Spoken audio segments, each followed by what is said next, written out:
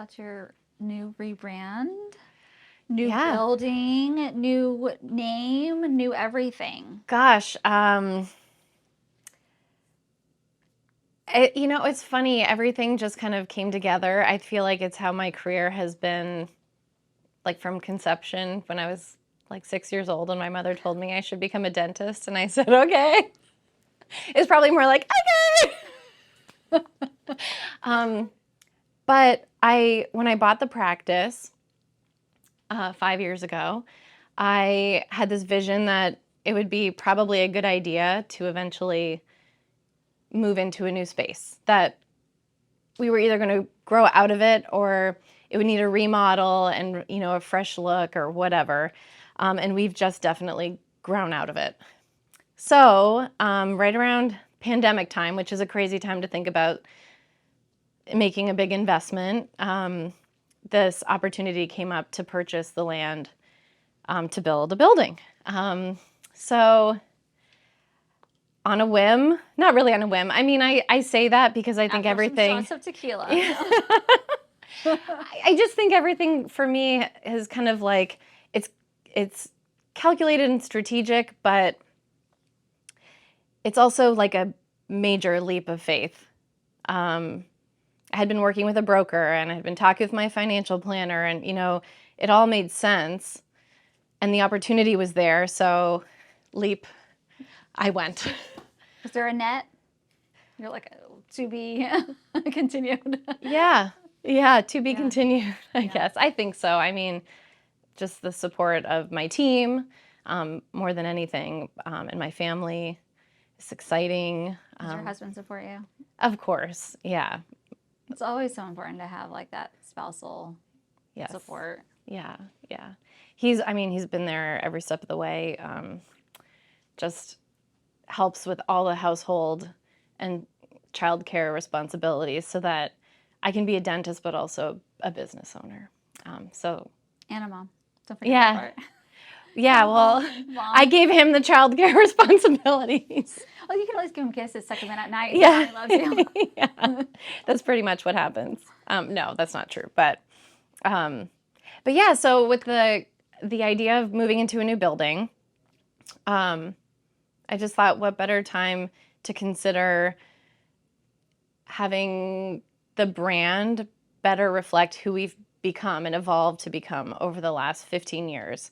So I've only been part of the practice for 10, the owner for 5, and so there was 5 years before my time even, and that's when Latin Dental Smiles was created, with a amazing foundation of relationships and all of that, but it was still in its infancy. It was trying to figure out what it was.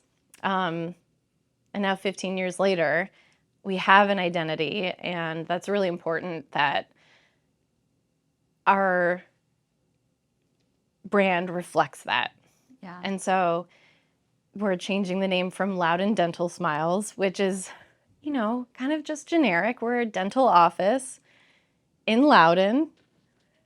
We like smiles, but there's a lot of other offices with similar names. Yeah. And in fact, we have patients who come in and they are in the wrong place. They came to us, but they were supposed to go somewhere else, and vice versa. Patients are looking for us, but they've ended up somewhere else. I just wanted something that differentiated us. What is it now? So the new name is Harmony Dental Center of Leesburg. And that was sort of born out of the idea that dentistry is this beautiful connection between art and science and technology, our overall health and our oral health, the relationships that we build with our patients and our team, and just feeling that every part of it matters to make it sound and feel just right. So, in harmony. Harmony. I love it. Yeah. And it's so hard because I'm a dentist. I don't know anything about marketing. Which is a lie, because I've worked with you before and I know how good you are at the whole marketing. Well, it's just that it's all a gut feeling. It's not because I know that there are certain metrics or targets or things that you're supposed to be seeing and tracking and whatever. It's just like, again, a leap. Like I put it out there and see what sticks, you know? Yeah. Which is really what most marketers do. Okay. Don't let anybody fool you. All right, well, good. Then I'm a professional. There we Okay, go. I can have a side hustle. Is that what you're saying? Just get some software that tracks those stats, and then you'll see through these 10 things, this is what stuck. Here's stuck. There's the numbers, and so I know. Do that again. Repeat. Do that again. That's right. Okay. You'll have to hook me up with the software. I can do that. Yeah. And maybe a few extra hours to review it. Done. Yeah.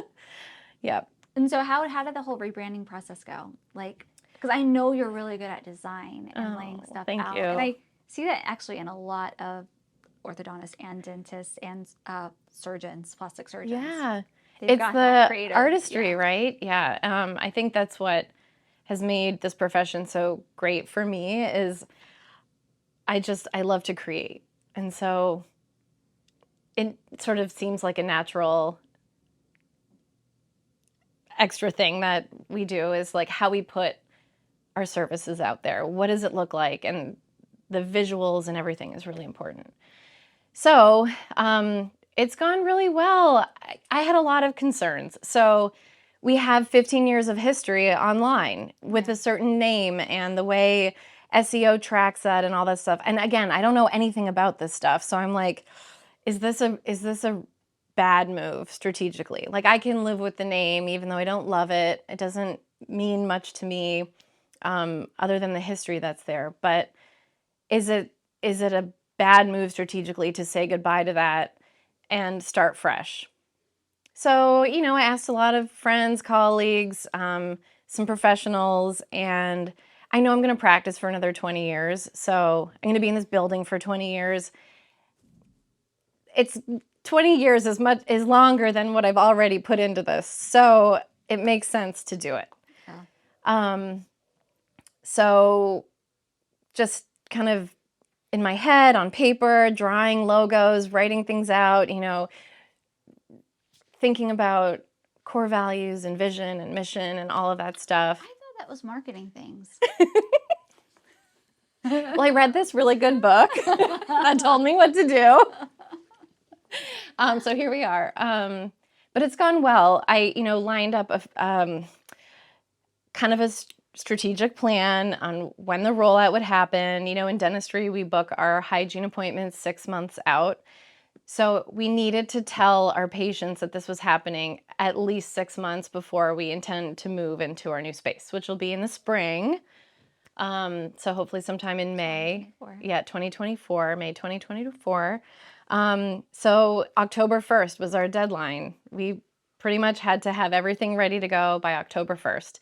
So kind of busy little bee, made the logo, got a designer to do it properly, and then just went to Canva and started making banners and stickers and magnets and pens and all this stuff. This is kind of fun stuff, a little departure from the dentistry. And we launched a new website. And we love our patients. We're all relationship based. So they're super excited too. And everyone, at least 5 times a day, our patients come in and are saying, "That's your building? I wondered what was going there. I'm so excited. I can't wait. Our next appointment's going to be over there, I hope." It's really cool. That's so exciting. Yeah. That's so exciting. How are you, what are you adding? What are you changing with the new space? Any new services? Any new, besides the marketing and the branding and the building? Right. So our biggest challenge right now in our current space is capacity.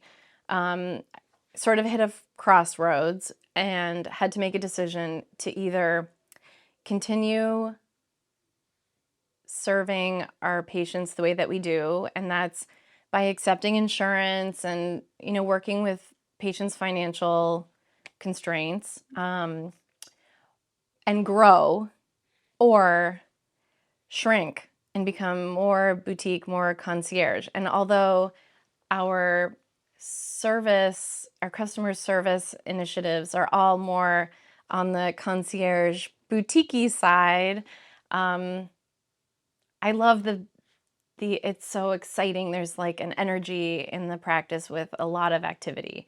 So it just seemed like growing was the direction that I wanted to go. And I have colleagues going the other direction and they love their practices too. There's no problem So with the that. other direction means, or just to clarify, means no insurance. Yeah, correct? The yeah, more moving away seeking. from participating directly with insurance. And there's really nothing wrong with that. Yeah. There's nothing wrong with working with insurance. It's just a different philosophy or approach, business model, whatever. You see fewer patients in a practice that's less insurance dependent. Mhm. But we have a good thing going and it works from a business perspective. So we just decided to continue in that direction.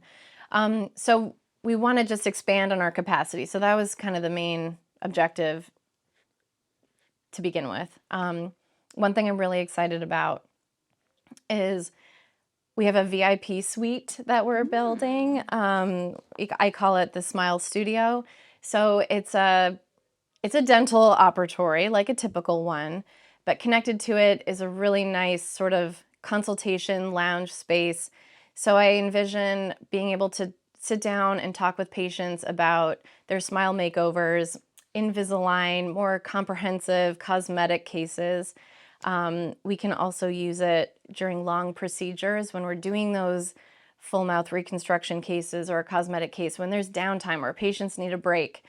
They can then use the lounge space as a private area to relax, multitask. A lot of patients come in and bring a laptop and try to get some work done while we're in between. One thing we do in our office is make our crowns in-house using CAD/CAM technology.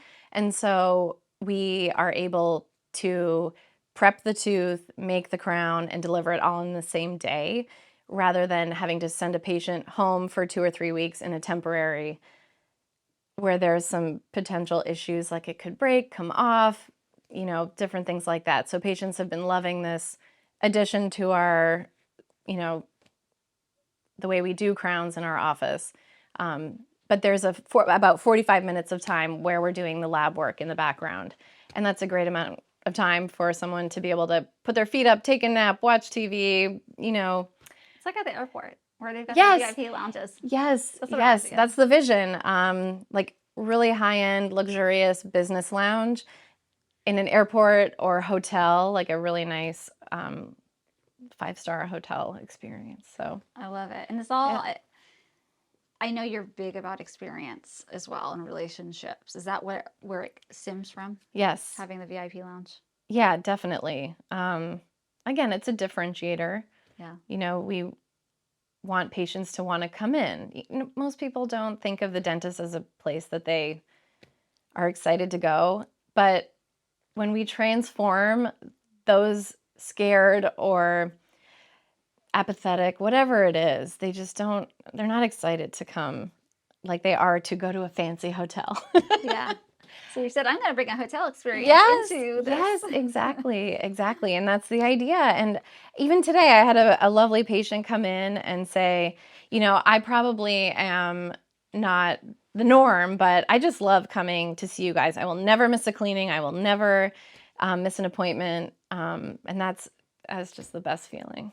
That's awesome. You're like, Yeah. everybody could be like this. Yeah, yes. And so many are. But we still work with our patients who are scaredy cats no matter what. Yeah, you got to give them some of that. Do you guys do like the laughing gas? Laughing gas. Yes, Okay. we do. We do. And we have colleagues that do more intense levels of sedation. We don't in our office. It's just not a niche that we've found our way into, but it is really rewarding to find a patient who couldn't even walk through the door, get through their treatment, and feel a sense of accomplishment and pride in getting through that. It's really beautiful. That's awesome. Yeah. Yeah. In terms of what you wish more patients knew about going to the dentist, and I know I didn't ask you any of these questions up front, but are there any things that come to mind that you wish more people knew?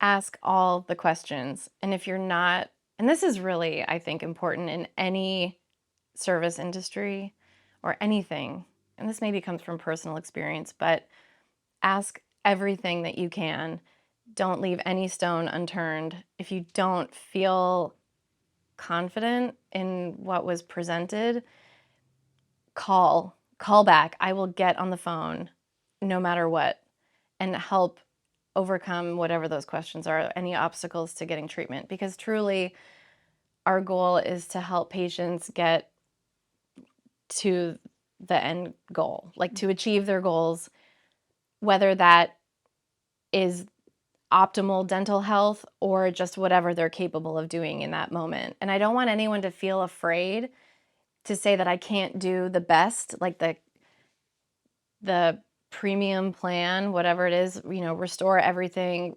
reconstruct their whole mouth, because there's a lot of people out there who need a lot of dental work, but maybe now is not the right time in their life to fit that in. And I totally get that. But that don't shy away from doing anything. Ask the questions. What is a phased approach? What could we do to at least stop some of the damage from progressing? And we'll get to this later if it ever fits into their life. So really, it's just be open, find a provider that you trust, ask all the questions, and don't be afraid to ask simple questions too.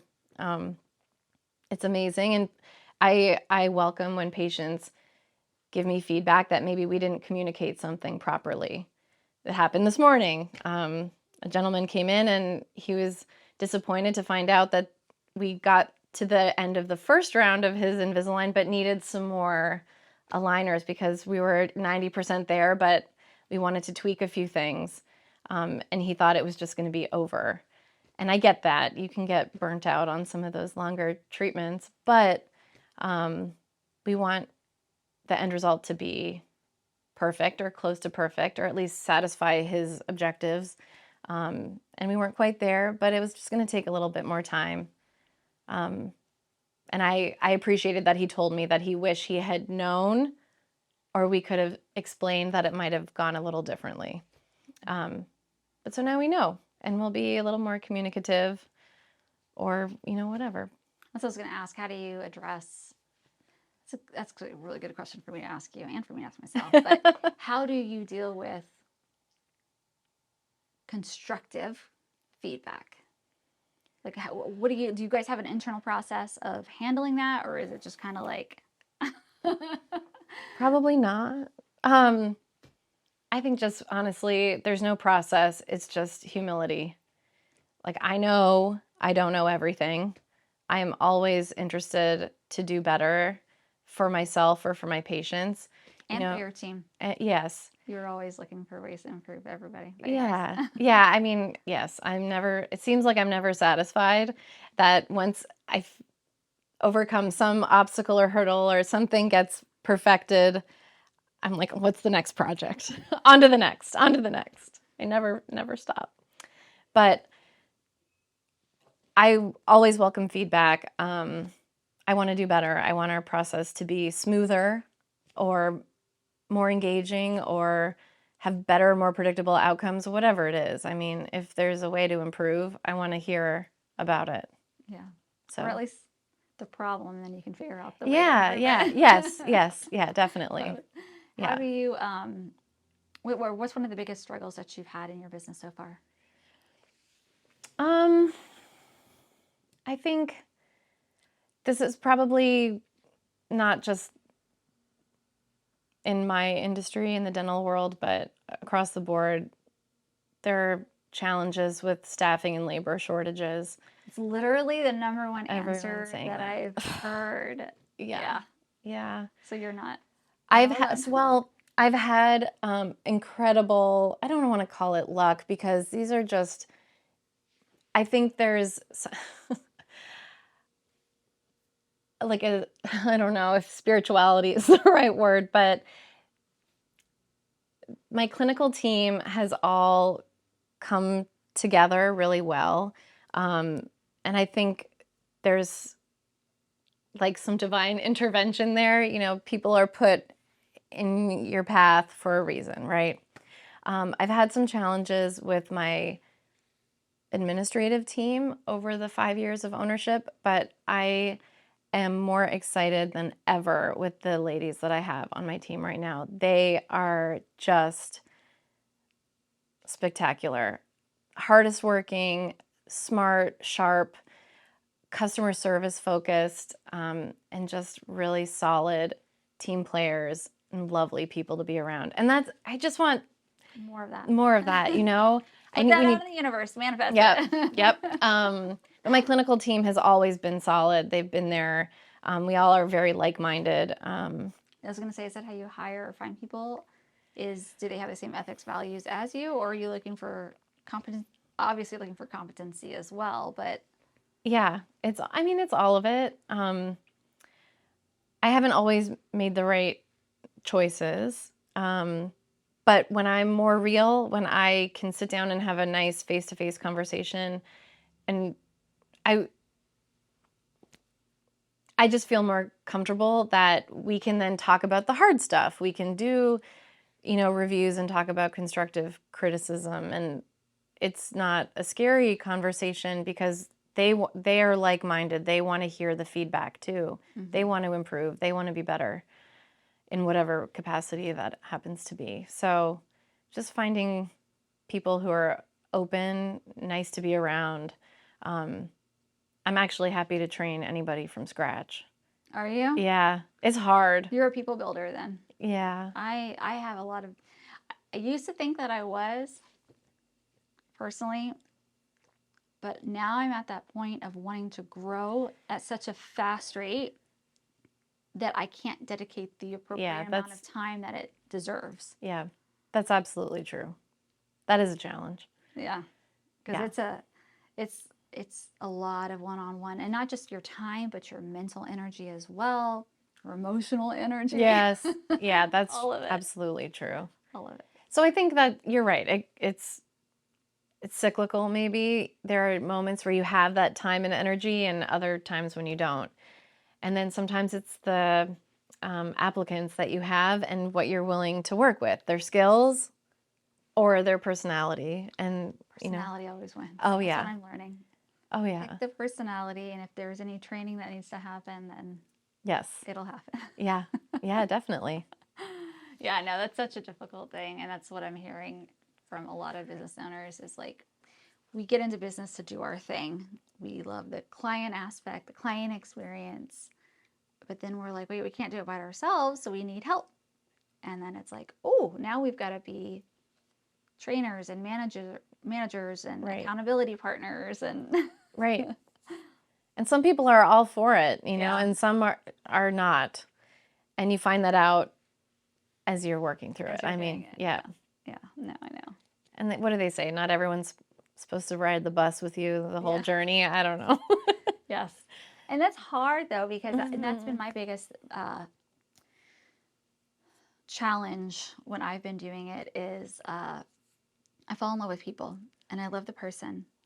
But then I quickly realize, see the signs, this isn't going to work. But then I don't want to let them go because I love the person, and I'm thinking about the fact that I just left their job to come here. Absolutely. And, yes.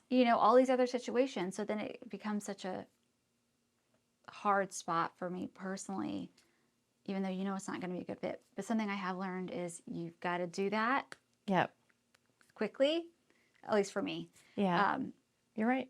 Because otherwise it just turns into a mess. It's not easy for them. It's not easy for you. No. And you're hurting your business. You're hurting your clients. You're hurting everybody by not doing the hard stuff. Yes. And, there was something, I don't know. I think I always reflect on what it was that I saw in them in the first place. Mm-hmm. And there will be a good fit for them out there. Yeah. And if we hold on to them and they're not flourishing, we're holding them back too. So it's probably the right move. It makes us feel better, at least, to say that, right? That's what I say. I'm like, it makes me feel better to think that. And I hope that is, and it's true. I think it is true. Yeah. I mean, I've been let go from a position before, and I thought like 10 years after or 5 years after. Yeah. And I, more and more I reflect on that situation, for better or for worse. There was so many good things that I learned from the positives and the negatives. And I think I still say some of the things that guy used to say. Like the negative stuff? No, like just little like I don't know, little things Isms? yes, Okay. that made him more human, I guess, like to his patients. Yeah. Yeah, I don't know. I think that's funny. like just one of the best attributes that he had was just kind of not taking himself too seriously and would, I don't know. I don't know. I think about it all the time, but the idea there is just that it's okay to let someone spread their wings somewhere else. I know at one point I was like, I'm not going to say fire. I don't like that word. Yeah. I'm not going to say let go. I'm going to say release. Yeah. But then I was like, but then was I a captor? Like, yeah, that whole relationship between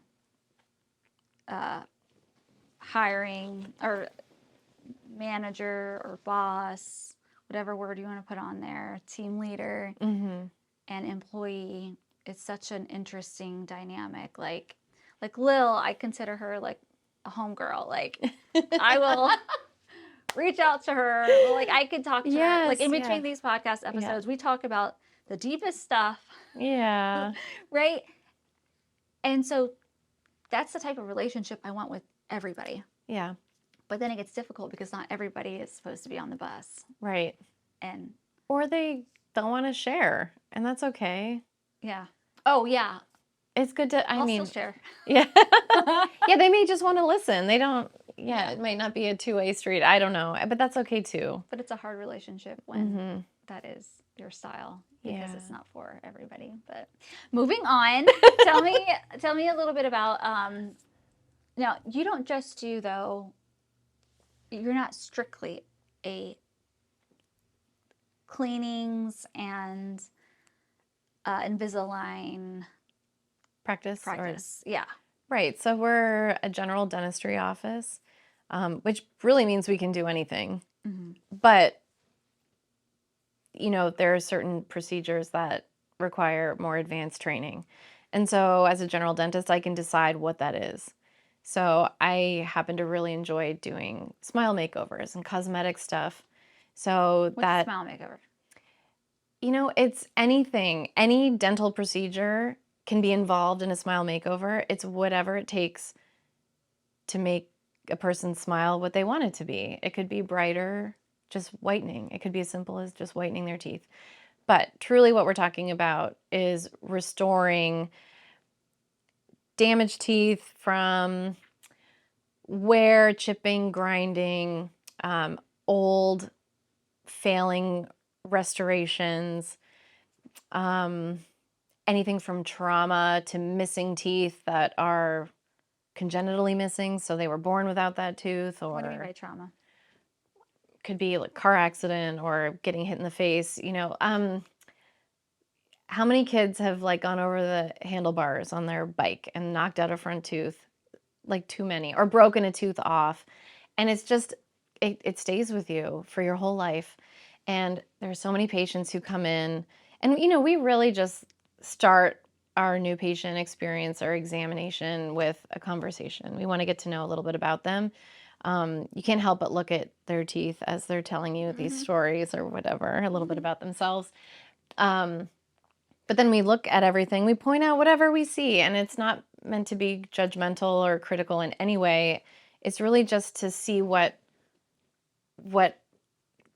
ignites their interest, or what shows me what they're concerned about. Yeah. So one of those front teeth, like, what do you think about this bonding? It looks like it's a little discolored or it's chipped. Does that bother you?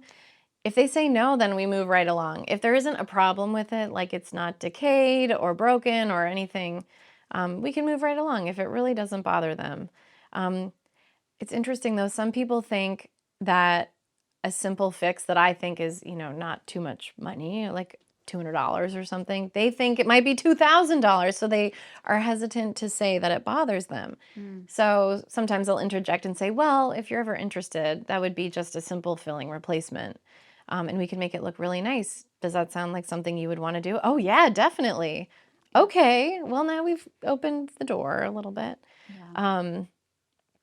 But I'm really just trying to address what their concerns are and help them see that there are procedures or things out there that maybe they weren't aware of or familiar with, and then let them decide if they want to go in that direction. And they just take me along with them. So you're their advisor. Yeah, yeah. And technology has made this amazing. So, even just as simple as using an iPhone and taking a picture and blowing up their smile and showing that there's some asymmetries or proportions that are off or alignment problems or gums are unhealthy because of maybe alignment problems. Whatever the case may be, we can very easily have a more collaborative approach because we can show them what we see and get them involved in the discussion. So we do a lot of photography, 3D scanning. She's a marketer. She's a photographer. Sorry. Are you hiring? Well. Weren't we just talking about that? As long as you want a novice, then I might be your girl. Yeah, 'cause you have so much time on your hands. Yeah, right. So you do the photography, We take digital models Yep. of our patients using a 3D scanning technology, and we can use software to overlay the scan with the photo and then come up with a smile design. And to take that one step further, we can then print a 3D model of the design and transfer it onto their teeth.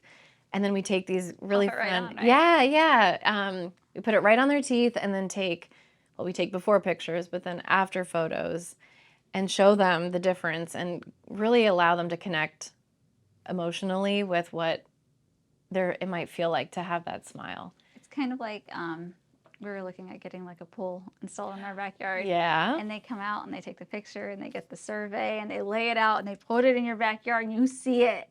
And I'm like, oh my God. I need that. This is so real.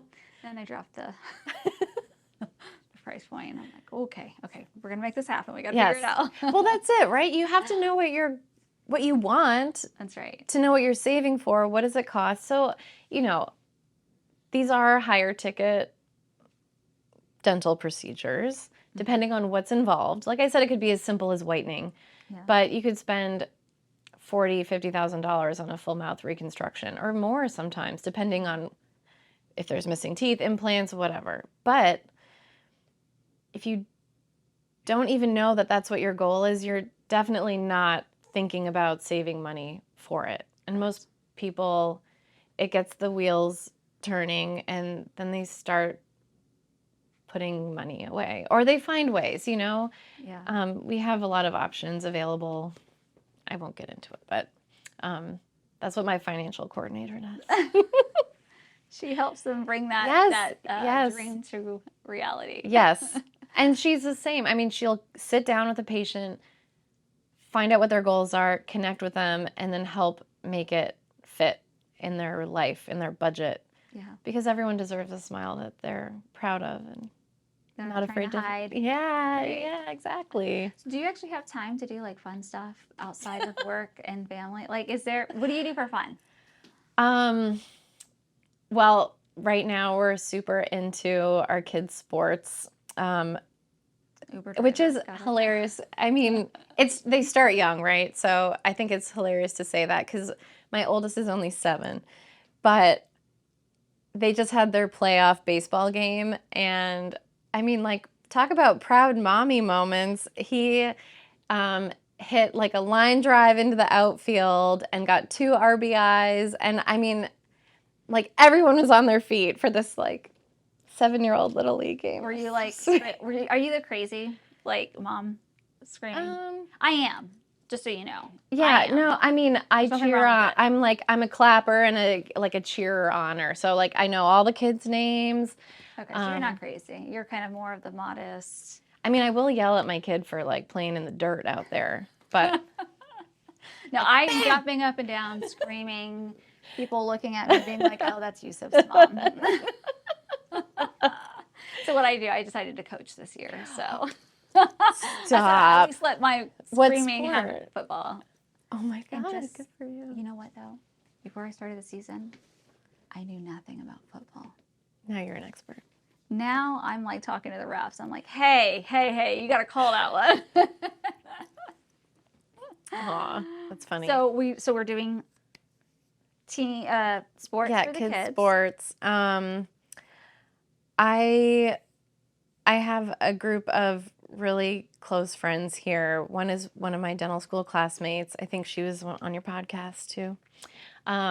We just like to get together. We're, 3 couples, and we like to cook dinner together, enjoy a bottle of wine or 4. Like, that's my hobby, Aaliyah. No. Yeah. I'm letting her plan our next family vacation. Oh, wow. And it's really her family vacation. We're going to go with her. So she's planning it because she's also going on it. Yes. Yeah, but that's really an area that she has excelled in. She's an amazing travel guru, points guru. I don't know anything. That's awesome. No, it's great though that you're going to learn. Yes. Yeah. But, I like crafty stuff, and I like to travel. I like hanging out. I don't know. It's pretty low key. Yeah. No, it's the life of the it's funny because Lil and I were talking about this earlier. She had asked me, she's like, I would love to learn, because she gets as much enjoyment out of listening, editing, being here for these podcasts as I do. She's like, I'd love to know, what do these people do for fun? And I'm like, I can tell you right now. Nothing. I said, if they have families, you don't like that answer, Lil. I know. Because it's me. I get it. You've got families, and you've got, even if you don't have family, if you're an entrepreneur, you're running a business, you're running your team, you're dealing with a lot of stress. Yeah, it just never stops. Yeah. So it's like, it's not like, oh, well, Saturday and Sunday, I'm just going to unplug. And yeah. It takes a long time to unplug.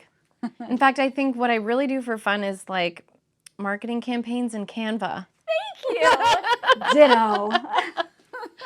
Like, ooh, let me go through my phone, scroll past the kids and the dog and all of that, and I just find like my before and after pictures and the goofy staff stuff and make some Canva posts for Instagram. Does that answer your question, Lil? This is what our guests do for fun. Something they de-stress with, I don't know, read a book. I like to read books. Please go. But I'm tired, so I read like 3 pages and I promptly fall asleep. Yeah. That's me too, I know. Yeah. Now I'm just doing the audio that way because I've got a 30-minute commute. So I'm like, I'll listen an hour a day. Yeah.